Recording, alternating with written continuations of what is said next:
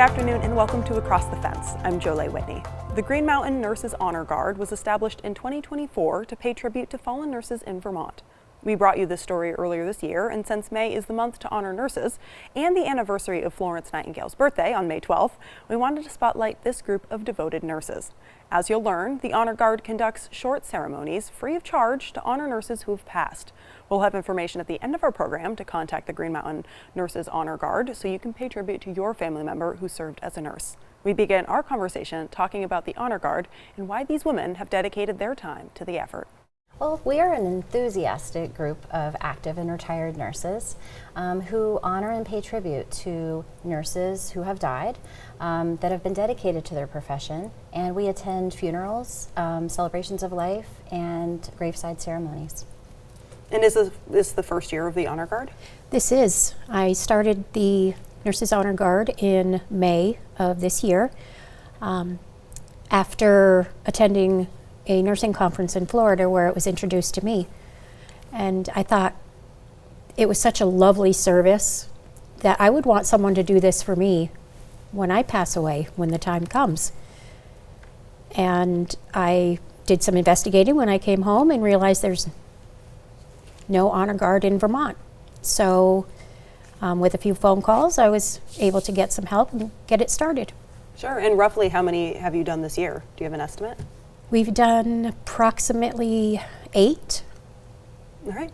Yeah. And how many nurses do you have on the roster? We have about 35. Wow. All right, and is this you said there wasn't one in Vermont before, but was there one regionally in New England? So in New England, most of our surrounding states do have a Nurses Honor Guard. Actually, most states in the country have a Nurses Honor Guard. Vermont was one of the very few that did not. So they're out there. Absolutely. And what does the ceremony look like? Is there any cost to families? There's absolutely no cost to families. And we wear our traditional whites like this. We process into a ceremony. We're led by the funeral director and family of however they want it in the service.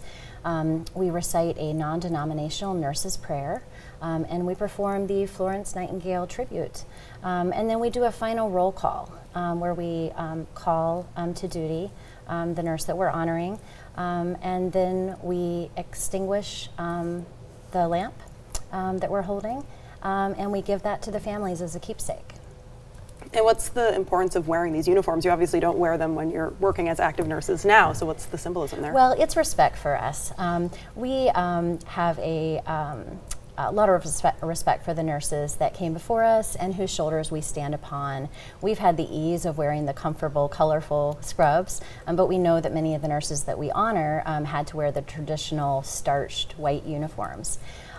So we wear those. The caps have been a bit of a challenge we help each other with because none of us have worn them probably except for our graduation or our penning ceremonies. And then the traditional capes, they're blue with the red lining. And these are the traditional capes that were worn by the first U.S. military nurses and for the Red Cross nurses.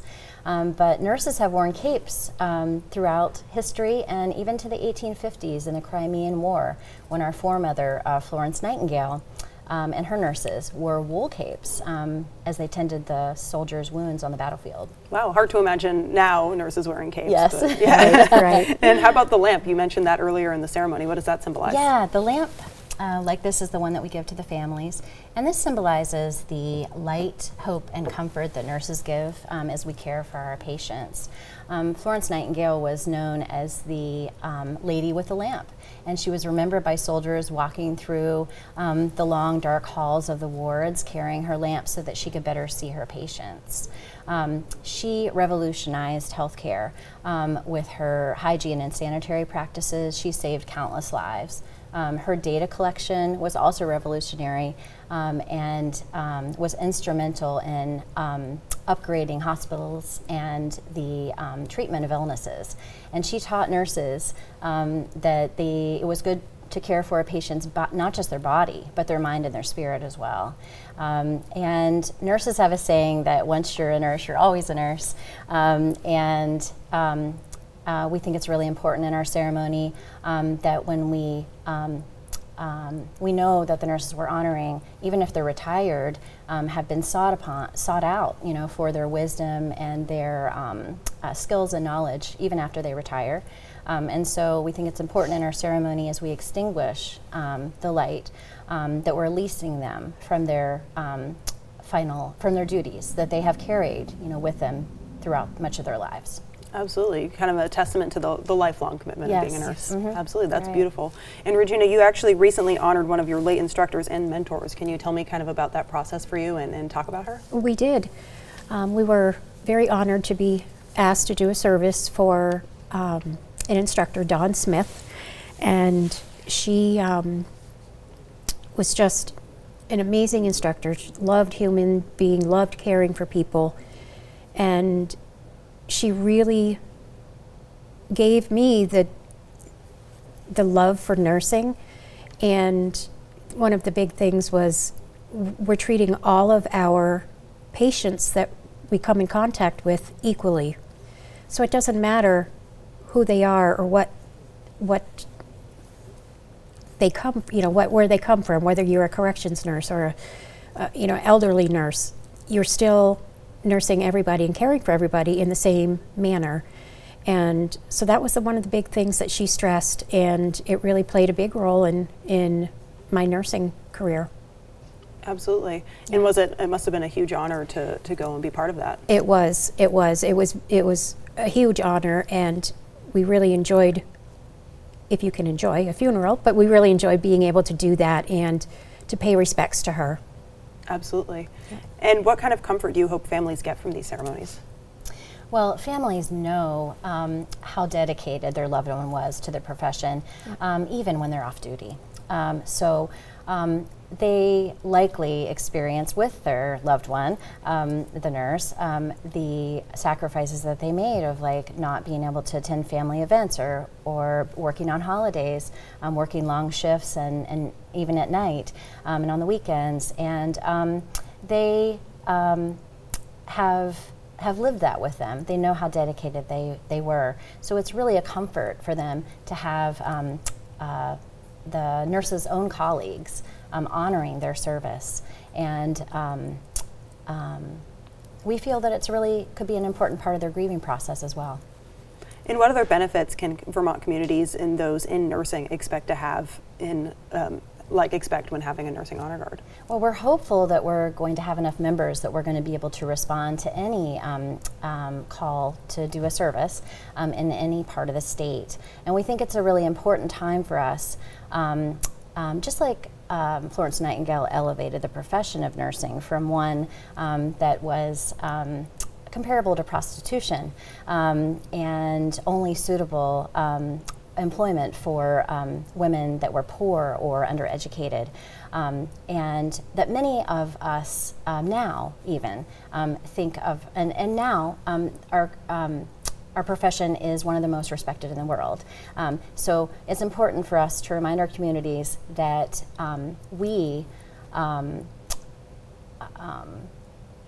also see our profession as a vocation, and that as we are advocating and serving our patients, we are also now advocating for ourselves, for better working conditions, and for our own financial well-being. And how do you think, go ahead. Oh, and we're also hopeful that we'll be able to inspire younger Vermonters as we honor our profession to pursue a nursing career. And how do you get involved if somebody's a nurse and they're interested in giving back in the same way you have? So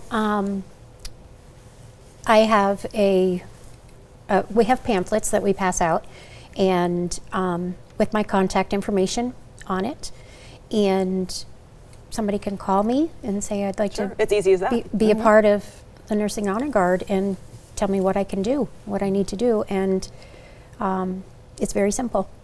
All right, and we have your email, and we'll actually say it at the end. Yes. So if anyone's watching this and they want to get involved, and it sounds like you guys also have a Facebook group. Is that right? Yes, we do. Great. So a lot of ways to get involved. Yep. And will you perform honor guard services for any nurse who passes away? Yes, any nurse will perform a service for if we're asked. And we also will honor nursing assistants who gave at least 10 years of service because we can't do the work without them. Absolutely. And we were speaking beforehand, and you're both currently active nurses. Do you mind Yes. sharing where you work? Sure.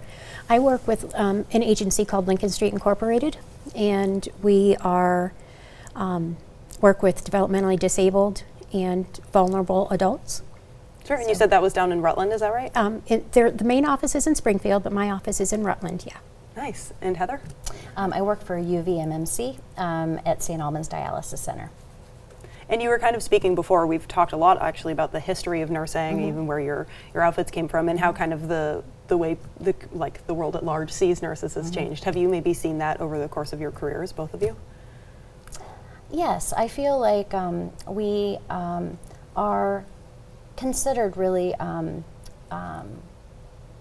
respected. We're really, really respected, and that hasn't always translated into with the working conditions and our pay. But we are becoming more active and more. It is something that we look at too as a service, but we also want to be able to contribute to our communities and stay in the community that we want to live in and things like that, and be able to afford to do that. So. It's been an interesting transition as we are advocating for ourselves and the future nurses. Sure. And has it been the same experience for you, Regina? It has. All right. Well, thank you both for joining us so much. And if you would like to take part in the Green Mountain Nurses Honor Guard, you can find out how to support their efforts. Or if you have a loved one who you would like to have honored by this group, you can email Regina at the address on your screen, rclark.gmnhg@gmail.com. And that takes care of our program for today. My thanks to the crew behind the scenes here who make our programs possible. I'm Jolie Whitney. This is Across the Fence. Have a good one.